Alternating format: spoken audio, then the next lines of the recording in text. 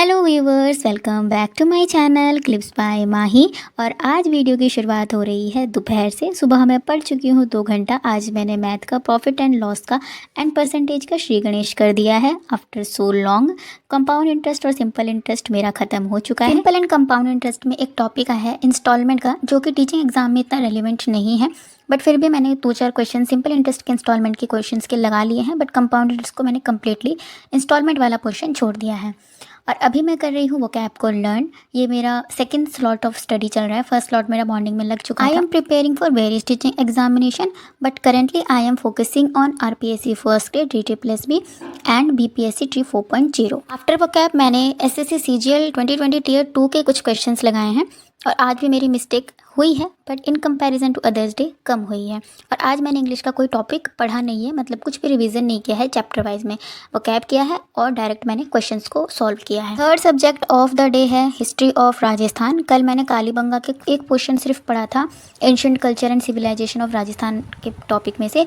और आज मैंने कालीबंगम, आहड़, गणेश्वर और बैरठ, ये 4 जो सभ्यताएं हैं, सिविलाइजेशन है, इनको मैंने पढ़ लिया है। और इसके साथ साथ मैंने इनके PYQs को भी देख लिया है। ये बुक मैंने थोड़े दिन पहले ही मंगाई है, 1-2 दिन ही हुए हैं। दिशा की बुक है, पब्लिकेशन दिशा नहीं है, दिशा की बुक है। उसमें सारे ही RS जितने भी राजस्थान में एग्ज़ाम्स होते हैं, चाहे वो पुलिस हो, चाहे वो RS हो, चाहे वो फर्स्ट ग्रेड हो, सेकंड ग्रेड हो, थर्ड ग्रेड हो, कांस्टेबल हो, वो सारे ही जितने PYQ होते हैं वो सारे उसमें अवेलेबल हैं। तो मुझे क्या करना है, अपना जो सिलेबस है उसके अकॉर्डिंग PYQ को उस बुक में से पढ़ लेना है और टैली कर लेना है। वैसे मैं अभी बाहर जाना हमेशा अवॉइड ही करती हूँ, बट मेरी एक जो स्कूल फ्रेंड है उसका सिंगापुर में वीज़ा लग गया है, तो हम उसको अभी 5-6 महीने या 1 साल के लिए भी शायद ना देख पाएँ और ना मिल पाएँ। नहीं तो हम बर्थडे में एक दूसरे के मिलते हैं। मेरे स्कूल फ्रेंड है और हमारी फ्रेंडशिप 2008 से है। वहाँ से आने के बाद मैंने पढ़ाई नहीं की। मैंने पहले अपने RPSC फर्स्ट ग्रेड के सिलेबस का एनालिसिस किया, एक रोड मैप रेडी किया कि हमें, ये हमारा RPSC फर्स्ट ग्रेड का सिलेबस है, जिसमें कि हिस्ट्री ऑफ राजस्थान और इंडियन हिस्ट्री ऐड है, मेंटल एबिलिटी है, यानी कि reasoning, math, Hindi, English, current affair, general science, Indian polity, Rajasthan, education management, और इसमें education scenario in Rajasthan, right of children to free and compulsory education act 2009। ये इसको 9 पार्ट में इन्होंने डिवाइड कर रखा है अपने पार्ट 1 को, बट अकॉर्डिंग टू अभी के सिलेबस जो 2024 में इन्होंने रिलीज़ किया है, उसके अकॉर्डिंग इसमें स्टैट्स का पार्ट भी ऐड कर दिया है इन्होंने। तो ये तो 2021 में जो वैकेंसी आई थी, मैंने उस टाइम पे ये बुक खरीदी थी। मैंने उस टाइम पे भी फॉर्म फिलअप किया था, बट मैं एग्ज़ाम दे नहीं पाई थी क्योंकि मैं उस टाइम पे MA अपीयरिंग थी और साथ में मेरा एग्ज़ाम चल रहा था। अक्टूबर में ही मेरा एग्ज़ाम था मास्टर्स फाइनल का, क्योंकि कोविड की वजह से सब कुछ बहुत लेट था।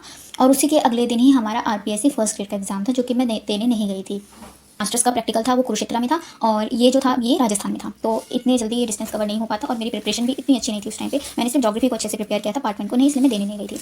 अब ये मैंने अपने पार्ट 1 है राजस्थान का, RPSC फर्स्ट ग्रेड का, उसको मैंने यहाँ पे ब्रॉडली मैनर में इसको 3 पार्ट में डिवाइड कर लिया है कि मैं किस तरीके से चीज़ों को कवर करूँगी। फर्स्ट पार्ट में मैंने हिस्ट्री ऑफ राजस्थान और ज्योग्राफी ऑफ राजस्थान को रखा है। करंट अफेयर जो है राजस्थान स्पेशल पूछता है, लेकिन मैंने ऐसा इंटरव्यूअर्स और जो टीचर्स पढ़ाते हैं यूट्यूब पे ऑनलाइन, उनके मुझे मैंने ऐसा सुना है कि जो हमारा RPSC फर्स्ट ग्रेड का एग्जाम होता है उसमें राजस्थान स्पेशल कम पूछा जाता है। इंडियन जो करंट अफेयर है वो ज़्यादा पूछा जाता है, जैसे कि स्पोर्ट्स हो गया, अवार्ड्स हो गया, किसने कौन सी बुक लिखी थी और किसने कब रिलीज हुई है बुक, ये सारे जो टॉपिक्स हैं वो सारे पूछता है वो इंडियन कॉन्टेक्स्ट में, ना कि राजस्थान कॉन्टेक्स्ट में। तो ये जो टॉपिक राजस्थान पूछेगा, मतलब RPSC फर्स्ट ग्रेड में पूछेगा, वही सेम चीज़ हमारी DT+B में आएगी, वही सेम चीज़ हमारी BPSC में भी आएगी। तो हमारा जो करंट का पार्ट है वो इसलिए मैंने इसको बीच में रख दिया कि इसको, ये हमारे 3 एग्जाम के लिए इंपॉर्टेंट है। उसके बाद ये एजुकेशन, मतलब ये तीनों पार्ट एक ऐसे है जो कि अभी इसमें मैंने इंक्लूड नहीं किया है, इसलिए मैंने इसको बीचों बीच में रखा है। ये अकॉर्डिंग टू टाइम ऐड होती जाएंगी चीज़ें। फर्स्ट पार्ट में मैंने history of Rajasthan, geography of Rajasthan लिखा है, ये हमें डेली करना है, हिस्ट्री ऑफ राजस्थान का पार्ट और ज्योग्राफी ऑफ राजस्थान का पार्ट। और थर्ड पार्ट में मैंने उन चीज़ों को लिखा है जो हर एग्जाम में इंपॉर्टेंट है, जैसे कि math, reasoning, Hindi, English, science और पॉलिटिकल भी DT+B में भी इंपॉर्टेंट है, और पॉलिटिकल हमारा RPSC में भी चाहिए, बट BPSC में इसके क्वेश्चंस नहीं पूछता है। PGT लेवल के जो एग्जाम होते हैं उसमें, जो TGT वगैरह है उसमें पूछा जाता है, बट हमारे लिए रेलेवेंट नहीं है जो PGT दे रहे हैं।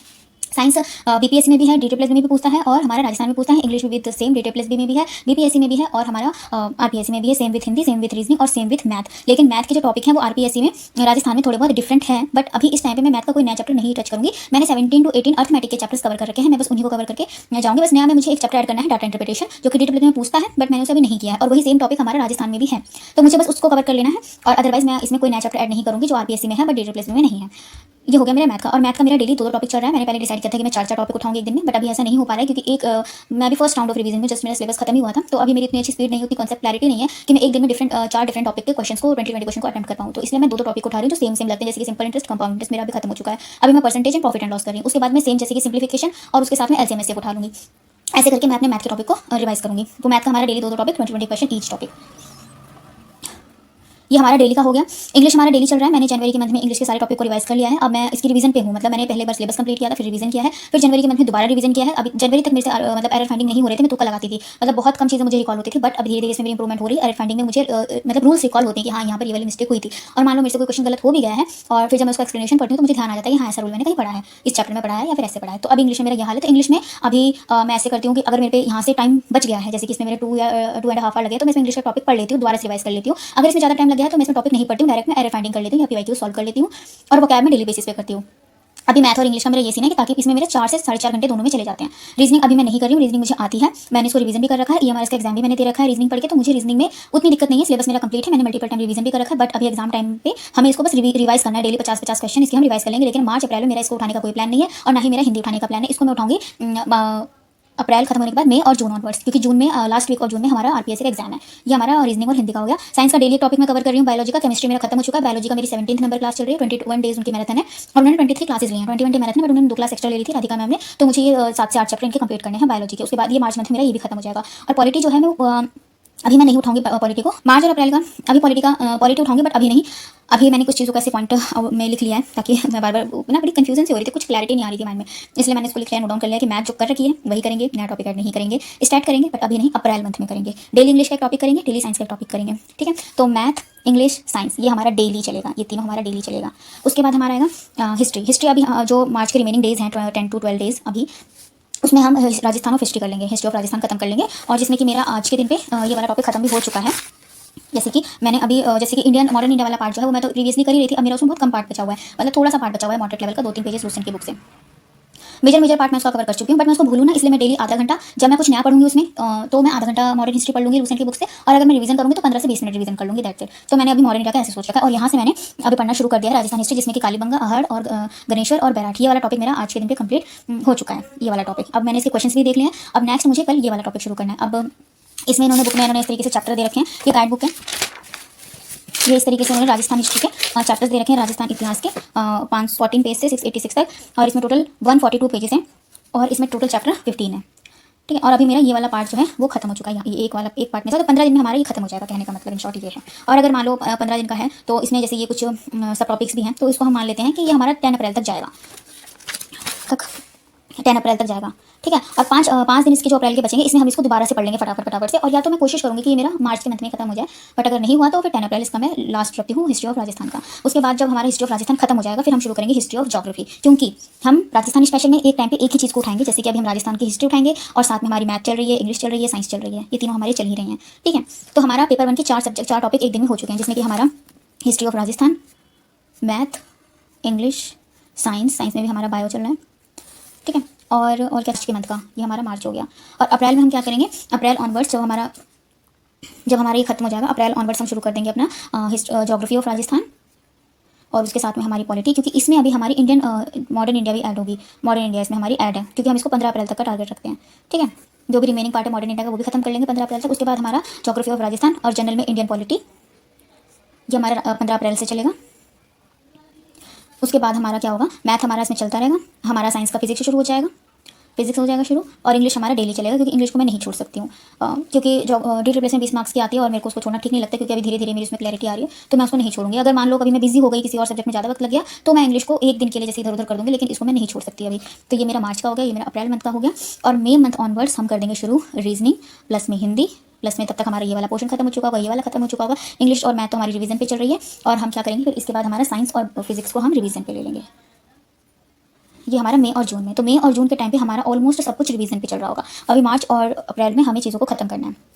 फिर आता है हमारा ये वाला पार्ट, स्टैट्स वाला और सीए वाला। करंट अफेयर अल्टरनेट डेज पे ऐड करेंगे, जैसे कि डेली नहीं करेंगे, 2 दिन में एक बार करंट अफेयर का कोई टॉपिक उठा लेंगे। अभी तो मैं मंथली वाइज कर रही हूँ करंट अफेयर, मेरे जैन और फैब का हो चुका है, अब मार्च का मंथली वाइज कर लेंगे। और प्लस में जो टॉपिक्स होते हैं ना, जैसे कि डांस हो गया, फेस्टिवल हो गया, स्पोर्ट्स हो गया, और अवार्ड्स हो गया, बुक्स हो गया, ये जो 10-15 टॉपिक है ना स्टैट्स, ये जो करंट्स के, इनको हम प्रिपेयर कर लेंगे मंथ वाइज, या फिर 6 मंथ का यूट्यूब पे डाल के इसको कवर अप कर लेंगे। ये हम बीच बीच में, जैसे कि अगर इसका आज एक टॉपिक छोटा मिल गया तो हम इसको बीच में ऐड कर देंगे, वो डेली वेट होगा सीए को बीच में लाना। और ये हमारा एक रहता है एजुकेशन वाला पार्ट, एजुकेशन वाला पार्ट भी हम अप्रैल में ही शुरू करेंगे, अभी नहीं शुरू करेंगे, क्योंकि अप्रैल में जब हमारा मार्च खत्म होगा तो हमारा राजस्थान, हिस्ट्री ऑफ राजस्थान खत्म हो चुका है, मॉडर्न इंडिया खत्म हो चुका है, हमारा बायोलॉजी खत्म हो चुका है, मैथ और इंग्लिश तो हमारी रिवीजन पे चल रही है, मतलब मेजर पोर्शन हमारा खत्म हो चुका है। फिर ज्योग्राफी ऑफ राजस्थान, पॉलिटी के साथ में हम करंट अफेयर्स को और हमारा एजुकेशन को समाप्त कर लेंगे। ठीक है, वो डेली बेसिस का हमारा टारगेट होगा। अभी तो मैंने ऐसे ही अपना एक ढांचा तैयार किया है कि मुझे किस तरीके से जाना है। और ये जो प्रिपरेशन है ना, ये ऐसी नहीं है कि सिर्फ राजस्थान स्पेशल है, इसमें हमारा डेटा प्लस भी आ गया, क्योंकि हमारी मैथ इंग्लिश हो ही रही है, रीजनिंग और हिंदी जो है वो मई और जून के टाइम पे हो जाएगी, तो पेपर 1 इसका रेडी है। करंट अफेयर भी हमने ऐड कर दिया, तो डेटा प्लस भी का पेपर 1 रेडी है हमारा, ठीक है। और हमारा बीपीएससी में भी हमारा साइंस पूछता है 8 मार्क्स की, वो रेडी है। हिंदी इंग्लिश हमारा उसमें क्वालिफाइंग इन नेचर है, तो उसके लिए तो वैसे पढ़ने की जरूरत नहीं थी, लेकिन फिर भी हम पढ़ रहे हैं, हो गया। उसके बाद हमारा मैथ वाला पोर्शन है वो हम डेली कर रहे हैं, बीपीएससी के लिए भी इसमें हमारा कवर अप हो जाएगा।